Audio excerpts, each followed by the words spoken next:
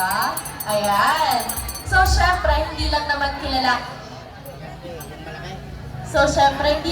kilala ang mga shots sa larangan ng pagsasayaw. Kaya, by the way, diba last week, Valentine's Day, Ma'am Danica, tsaka Ma'am Angelica. Ano yun? Ano yung Valentine's? Nakakaiba yun? Huh?